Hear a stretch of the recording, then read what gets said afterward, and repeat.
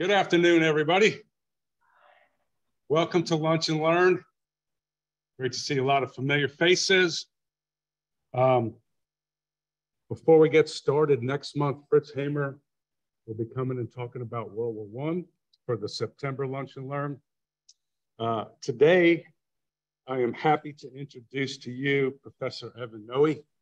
He is the new historian here at the Native American Studies Center and teaching history here at USCL. So he is a assistant professor, and I need to apologize publicly to him. I asked him to do this lecture on the second day of his arrival here, and I thought, I want to welcome him. What a great thing! And then in retrospect, I'm like, God, put pressure on him. Poor guy had to say yes, but he's assured me that that was a good invitation and that he's ready to get acquainted with all of you here across the university and in Lancaster as well. He earned his PhD from the University of Mississippi. He has degrees from Clemson and the University of Florida. We won't hold that against him. He teaches courses in American and world history, Southern culture, foodways, and tourism. His research and writing examines Southeastern Native American history, memory, violence, food in the South, and tourism history, especially Walt Disney World. Dr. Nooe serves on the editorial board of the Journal of Florida Studies and as a book review editor for H.M. Indian. His publications have appeared in Native South, Ethnohistory, the Southern Quarterly, the Journal of Tourism History. His first book will be coming out in 2023. Tentatively, it is titled Aggression and Sufferings, the Southern Indians and the Coalescence of the Old South, in which he examines the role of settler violence against indigenous Southerners as formative to the American South. And that's going to be available from the University of Alabama Press in the fall of 2023. And Alabama Press publishes a lot on Native history, ethnohistory, archaeology, have a great track record and a really good catalog. So without further ado, please make welcome Dr. Evan Nooe.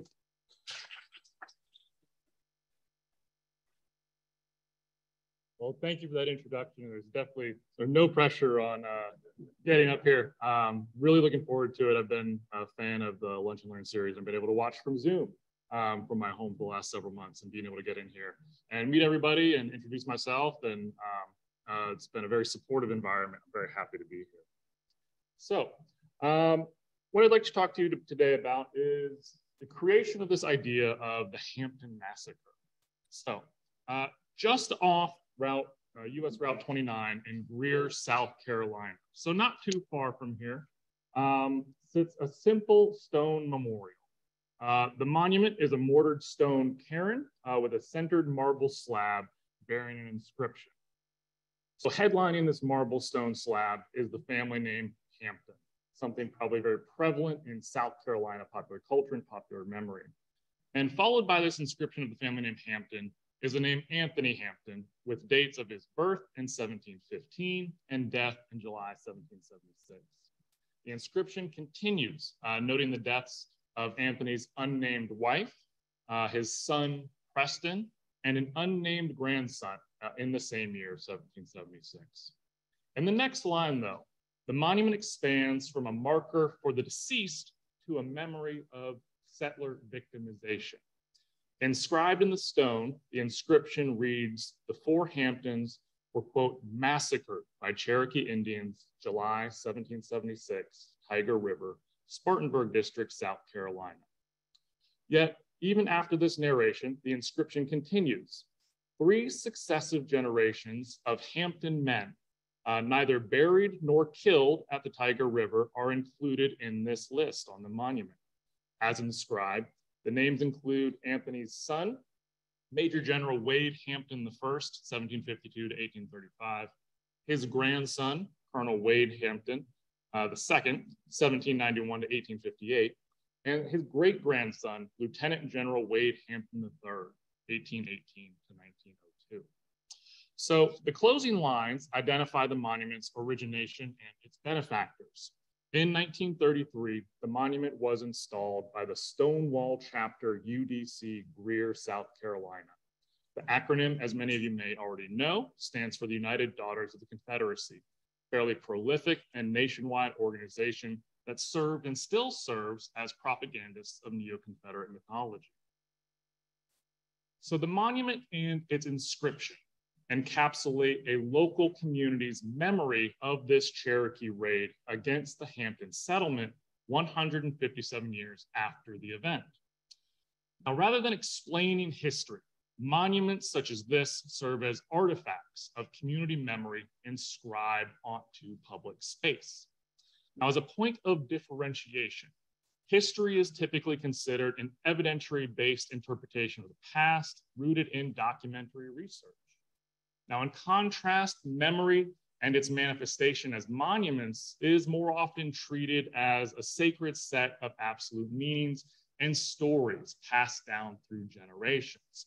And this quote that I have up on the screen by David Blight, sort of renowned national historian of memory in American history, makes this very poignant in stating that memory is often owned, history is interpreted, memory is passed down through generations, whereas history is revised.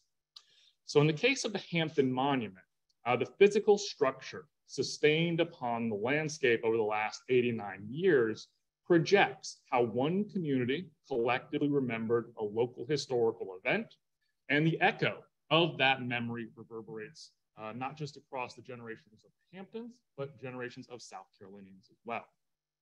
So in the case of the 1776 Cherokee raid against the Hampton Homestead, the 1933 monument is just one part of the story in creating and recreating and renewing that memory of what comes to be known as the Hampton Massacre.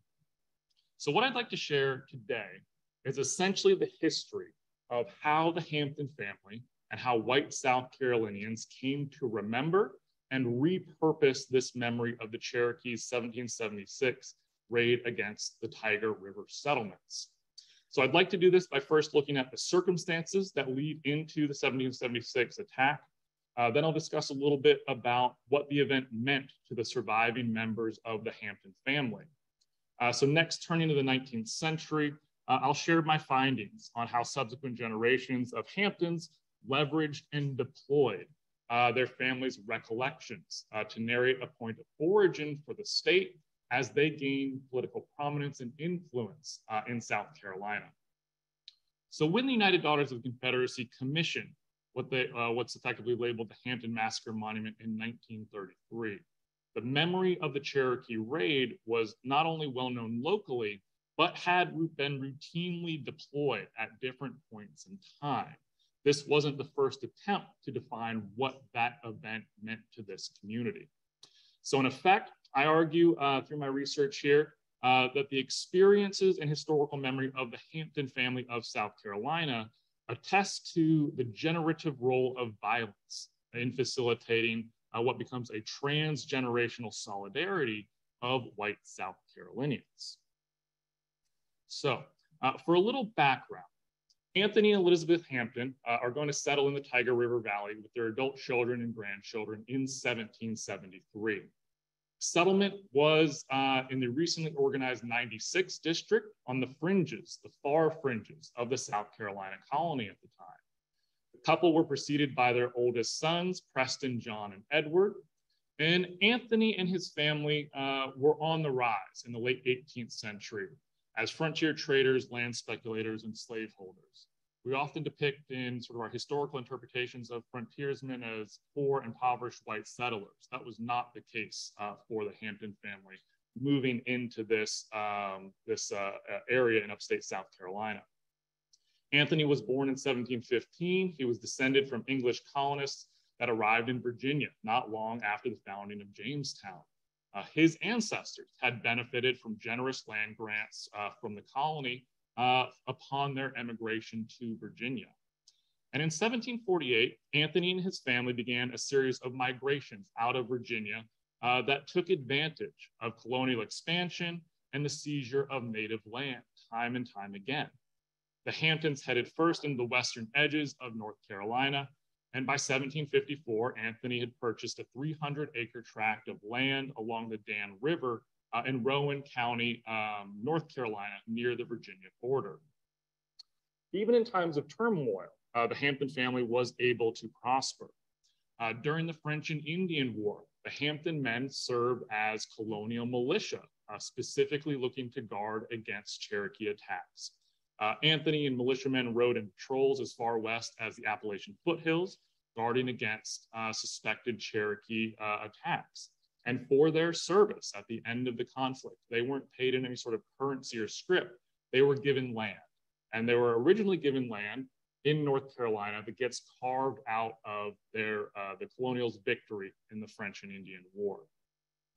Anthony's sons, though, Preston and John, are going to receive 500 acres of land from North Carolina for their service. And although the land is originally granted by the North Carolina Colonial Assembly, these men are going to settle in South Carolina, and the men will prosper as a result of their relocation. The younger Hamptons are going to acquire more property. They're going to work as land surveyors. They're going to take on positions in local government, all on land previously belonging to the Cherokee. And one of the most prosperous endeavors for the Hampton men is going to be in the deerskin trade, made possible by commerce with the Cherokee, the people who they've recently seized land from. Specifically, they're going to be trading through the lower Cherokee towns, Kiowa specifically, was located up near present-day Clemson, South Carolina. So when Anthony and Elizabeth relocate to South Carolina following their sons, they do so with significant wealth from North Carolina land sales and commercial connections already established by their eldest children.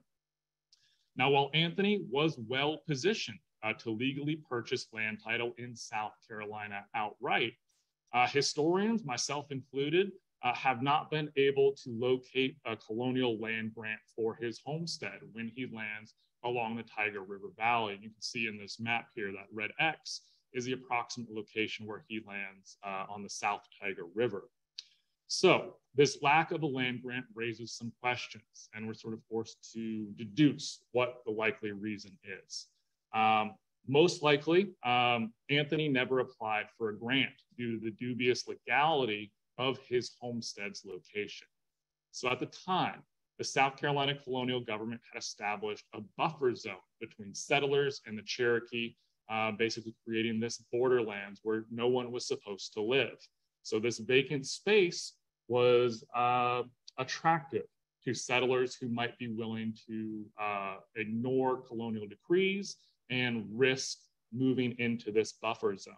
And the Hamptons did such that.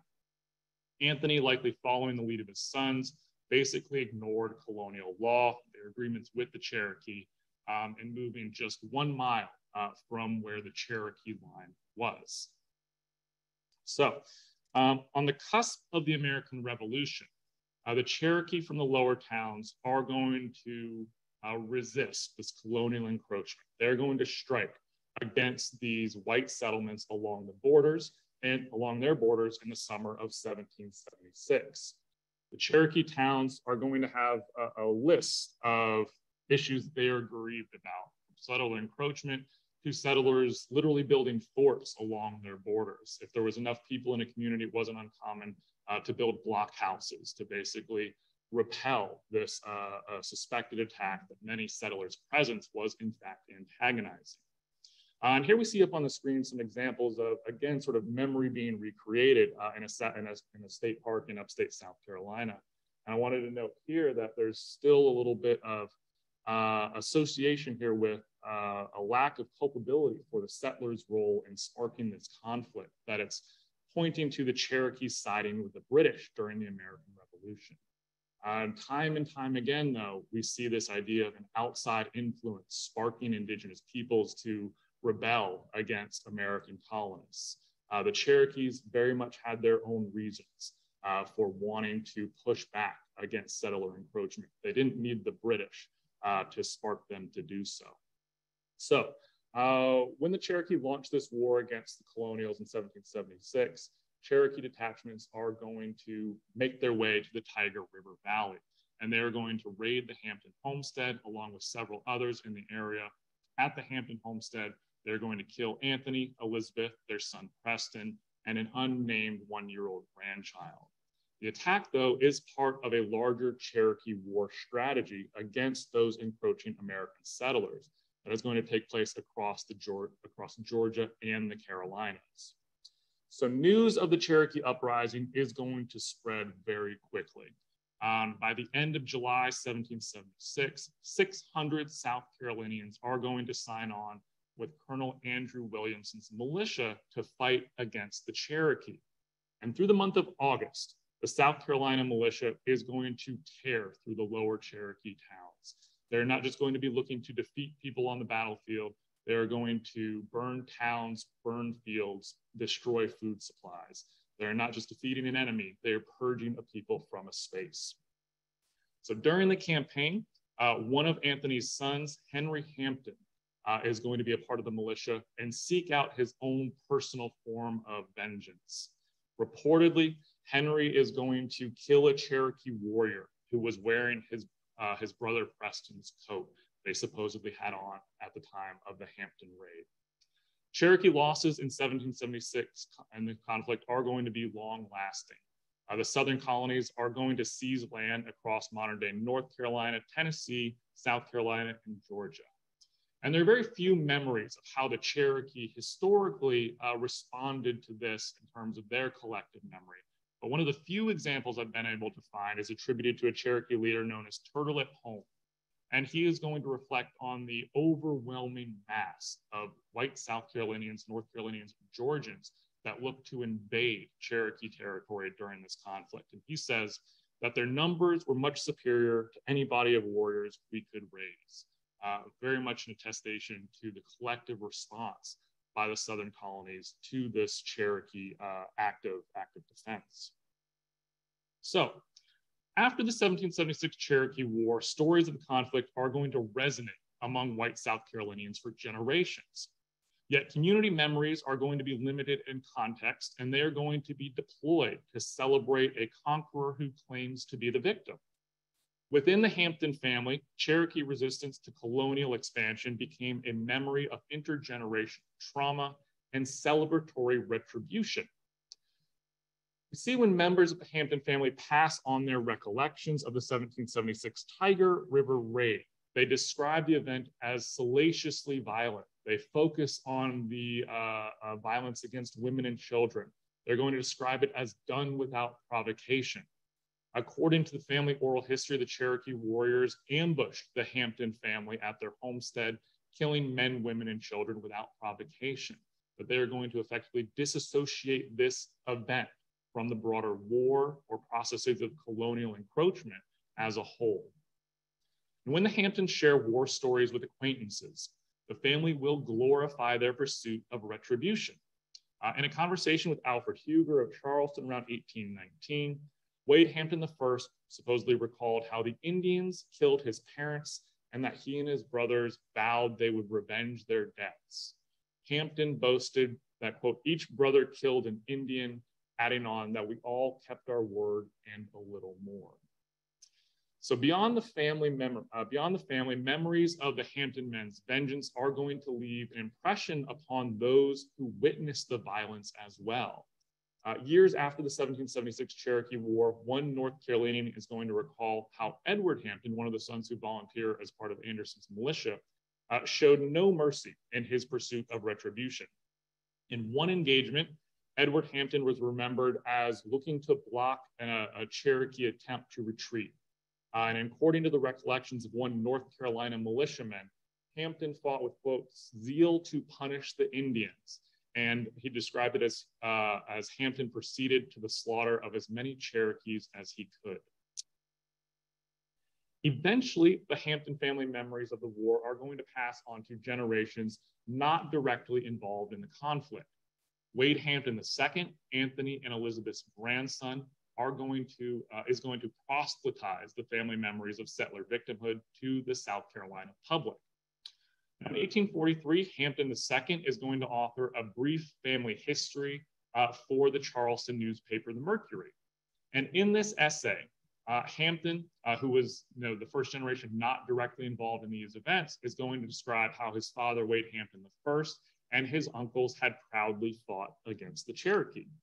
So he's going to share with readers his family's recollections of the summer of 1776 and describe his father and uncles as, quote, thirsting for vengeance after the Tyger River assault. Hampton II's retelling regaled readers with their heroics, with the heroics of the Hampton brothers defeating the Cherokee and then the British during the American Revolution. So as the revolutionary generation begins passing away in the 1820s and the 1830s, there is a renewed popular interest in the American Revolution. And for South Carolinians, there's often going to be an eye to these events in the upstate. So in South Carolina, memories of the Tyger River Valley are often going to find center stage in public writings that appear in things like newspapers and literary magazines. So in 1834 and 1835, the Greenville newspaper, The Mountaineer, is going to publish a series of essays by future state governor Benjamin F. Perry that's initially titled Revolutionary Incidents. One of Perry's most prominent and reprinted pieces is going to be the 1776 Cherokee attack on the Hampton Homestead. And in 1843, the Charleston Mercury and the literary magazine The Magnolia, which is edited by the South's most prominent sort of plantation writer, William Gilmore Simms. He is going to also separately reprint Perry's writings on the Cherokee attack against the Hampton's homestead. And in 1847, Perry is going to author an expanded chronicle of the American Revolution for the Southern Quarterly Review, which again features this Cherokee attack on the Hampton homestead, sort of being recycled and renewed. So before long, other writers also adopt this information, incorporate it into their own work, heavily relying on Perry's initial writings. So the 27th mayor of Charleston, for instance, a guy by the name of Joseph Johnson, is going to use Perry's writings to retell the Hampton family's tragedy in his regional history of the American Revolution. And based on the evidence we see by 1851, reprintings of Perry's original essay is actually going to become retitled and relabeled. Where it was initially printed as Revolutionary Incidents, it's going to be more commonly referred to as the Hampton Massacre. So alongside the proliferation of the Hampton family's personal reminiscences, the actual site of where this took place is going to come to embody a community memory. Anthony and Elizabeth's Tyger River homestead effectively becomes commemorated ground. So it's unclear if the Hamptons ever reoccupied that Tyger River settlement after the American Revolution. But what we do see by 1830, a man named Roddy Smith is going to take over the property. And when Smith arrives as the new owner of this tract of land, a neighbor is going to come visit him and is going to share tales of the 1776 Cherokee raid and provide a tour of the Hamptons' former homestead, including the Hampton family cemetery that was still on the land. So over the next several decades, Roddy Smith, while he is cultivating cotton on the land, he is going to preserve the Hampton grave sites. And when local resident William S. Morrison tours the property, he notes that the Hampton burial site was still plainly visible as an oasis among the plowed farmland, having the appearance of an old grave where trees have basically marked this grave. So travelers through the upstate are also going to come to see the former Hampton homestead as a communally recognized site of settler victimization. In 1851, one South Carolinian is going to report how travelers on the road traveling up to Spartanburg County Courthouse are going to pass nearby where occurred, as they described, a Revolutionary War, a bloody massacre. So the former Hampton homestead functions as a notable roadside attraction, noted as where, quote, bodies of General Wade Hampton's father, mother, and brothers lie buried. That same South Carolinian, reporting on his travels to the Spartanburg County Courthouse, described how the site is marked by the Hampton family cemetery and remembered as where they were most treacherously murdered by the Cherokee Indians. So after the American Civil War, there is a renewed application for the memory of Cherokee resistance, and it's going to prove politically expedient for the Hampton descendants. In South Carolina's 1876 elections, Wade Hampton III, the great grandson of Anthony and Elizabeth, is going to seek the governor's office on the Democratic Party ticket. Born in Charleston in 1818, Wade Hampton III had a very privileged upbringing as a member of a wealthy and socially well-connected family. During the Civil War, Hampton is actually going to be able to self-finance a unit of Confederates known as Hampton's Legion.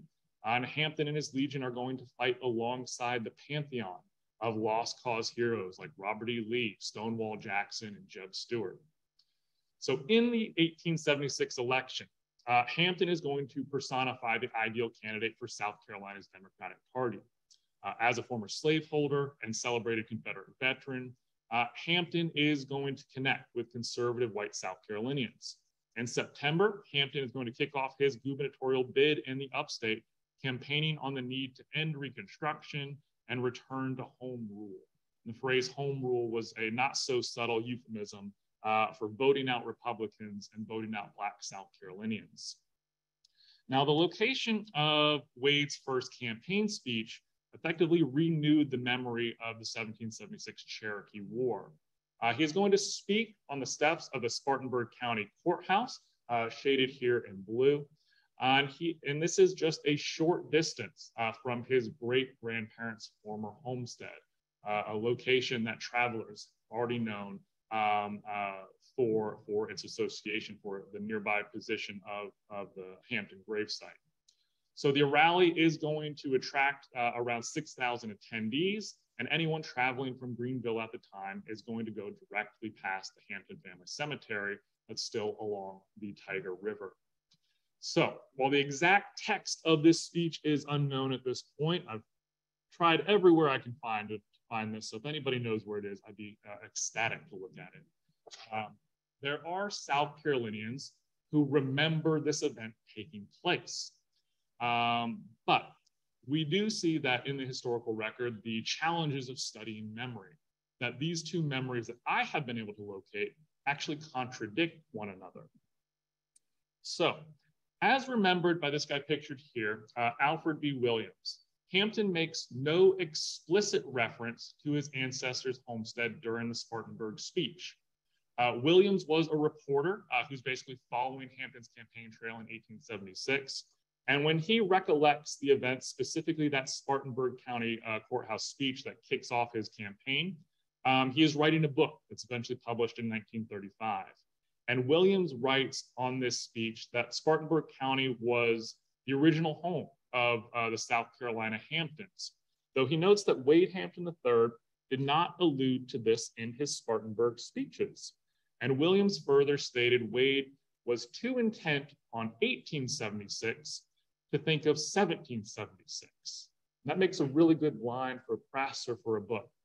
But we can look at Wade's own speeches that are available at the time and see that much like rest of the nation celebrating the centennial of the American Revolution, the revolution was very much on the mind of politicians in 1876, Hampton in particular. When Hampton was nominated for the gubernatorial ticket, he is on record as invoking the memory of South Carolina's historic ancestors and the glory that the state contributed to pivotal battles at Cowpens, Utah, and Kings Mountain during the Revolution. Additionally, the speeches that are available of Hampton's campaign during Hampton's campaign in 1876, particularly one taking place in nearby York, South Carolina, specifically point to a memory of the American Revolution. He celebrated York County residents as descended from the heroes of Revolutionary War battles held at Kings Mountain. Now, the contradictory point of memory against Williams is actually provided by a student essay that gets printed in a newspaper of all things. So the second memory of Hampton's 1876 Spartanburg County speech attests that Wade did in fact address the 1776 deaths of his ancestors. So in 1896, a student named Mary Lyles is going to invoke the memory of Wade's Spartanburg County rally in a student essay contest that's hosted by the Daughters of the Revolution in Columbia, South Carolina. And like most newspaper clippings, her essay isn't cited, but it is assumed here that she is very much amalgamating the information from memories either given to her by community members or her parents or relatives. And that is what forms the core of this essay. So in the historical sketch of South Carolina and the Revolution, Lyles wrote how Wade Hampton III, quote, so eloquently referred to the notable massacre of the Hampton family and violence against the Cherokee, which she directly correlates to securing land that now made up Pickens, Oconee, Anderson, and Greenville counties. So Lyles was 18 at the time she wrote her essay, meaning she was not born when Hampton ran for governor. And at the time she crafted her essay, both what becomes known as the Hampton Massacre and Wade III's rallies in the upstate were prominent local memories. For her efforts, Mary Lyles wins a gold medal prize from the Daughters of the Revolution, and her essay gets published in multiple South Carolina newspapers. And in effect, this sort of popular production of her essay renews that memory and reinvigorates the ways in which white South Carolinians are remembering what happened along the Tyger River. And the Daughters awarding this essay a gold medal prize in a lot of ways sort of sanctifies the text as something true, believable, and authentic for newspaper readers to consume. So at the start of the 20th century, there is a broad deification of Wade Hampton III as a romanticized Confederate general and redeemer of the white South. And it is going to fuel public interest in the Hampton raid throughout the first half of the 20th century. Now, in 1901, Walhalla, South Carolina's local newspaper, interestingly named the Kiowa Courier, the town of the name that was wiped off the map during that 1776 war, is going to reprint Benjamin F. Perry's 1843 account of the Hampton raid. So by appropriating the name of the former Cherokee town destroyed and seized at the conclusion of the 1776 Cherokee War, the paper notes that the reprinted account by Perry was at the request of numerous, basically, letters soliciting information about the family of Wade Hampton III specifically. So for the most part, the Kiowa Courier reprints Perry's work verbatim. However, the paper follows a trend of retitling Perry's work from what he labeled as revolutionary incidents, instead using the title Massacre of the Hampton Family to introduce the piece. So across the upstate, other South Carolina papers are going to carry the column, and some are going to add even more salacious titles like the Fiendish Massacre of the Hampton Family. And as a result, the communities of Walhalla, Anderson, Manning, Union, and even Lancaster are going to be reintroduced to the Hampton family's remembrances of Cherokee aggression. So in the first quarter of the 20th century, the memory of the Cherokee resistance to settler expansion is going to be yet again repurposed.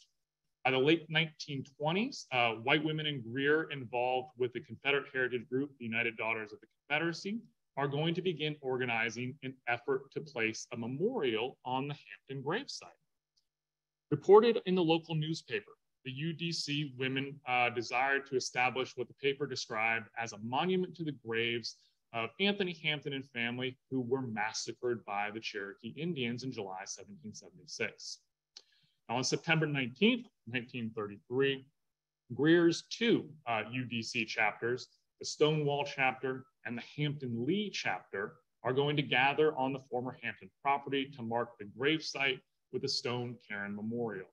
The dedication ceremony is going to provide participants an opportunity to basically affirm their belongingness, their heritage, their ancestry to this space and define the genesis of the state of South Carolina. So attendees are going to consecrate the ground as a site of white victimization.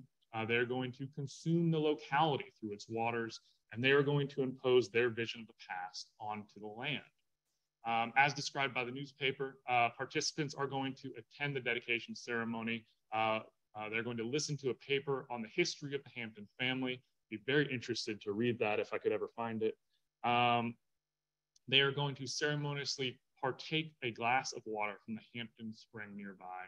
And they are going to, as described by the paper, reverently stand before the monument, which was described as marking the last resting place of the Hamptons, early settlers of Spartanburg County who were massacred by the Cherokee Indians. So although 4 generations of the Hampton family are listed in that inscription on the monument, none of those bearing the name Wade Hampton are buried beneath the memorial. The inclusion of Anthony and Elizabeth's descendants in the inscription basically served to connect the family across South Carolina's past and geographically across the state. So while the monument's installation will mark the graves of those who died in 1776, the memorial very much affirms the upstate's connection to this celebrated Confederate veteran in Wade Hampton III. At the same time, white South Carolinians across the state are memorializing the former slaveholder, secessionist, and segregationist with named roadways, with public schools, with even a county bearing the family name in 1878. And in 1906, we see the UDC and the United Confederate Veterans look to install a 53-ton statue standing over 25 feet tall of Wade Hampton III on horseback on the State House grounds in Columbia. And in 1911, the UDC installs an obelisk monument to Wade Hampton III on the southern part of the state in Charleston, South Carolina. And in 1929, the state of South Carolina donates a life-sized marble statue of Wade Hampton III that still sits on display in the U.S. Capitol building as part of the National Statuary Hall collection. So for UDC members in Greer, the memorial to the Hampton raid effectively connects the upstate to South Carolina through the notoriety of the Hampton family. And in binding white South Carolinians through a remembrance of Native violence. So as of 2022, the Hampton Monument remains not far from the Tyger River, just off the south shoulder of US Highway 29. Locally, the highway is known as Wade Hampton Boulevard, specifically to honor Wade Hampton III. Yet the monument itself no longer serves as a grave marker for Anthony Elizabeth Preston and the unnamed child of James and Elizabeth Harrison. Sometime in the 1970s, the widening of Highway 29 required the relocation of the monument. In the process, the monument and the graves basically become detached. While the monument remains standing in its new location, intact, the gravesite of the slain 18th century Hamptons is effectively lost. And locals interested in settler history of the upstate, including government officials, including descendants of the Hampton family, have at times attempted to rediscover the graves, but as you might suspect, without success. Most likely, from the documentary evidence I've been able to compile, the roadworks project did not account for or was not aware of the need to relocate the interned remains underneath the Hampton Monument. So if the UDC Monument's original installment did in fact mark the last resting place of the Hamptons, as reported in 1933, then the graves are now located under some portion of the highway that bears the name of Anthony Hampton's great-grandson, Wade Hampton III. I'd like to thank you for your time, and I'd like to thank a couple organizations, the Library of Congress, the Historical Marker Database, Spartanburg County Libraries, Birmingham Public Libraries, and the South Carolinian Library for providing images that you've seen in this presentation. Thank you.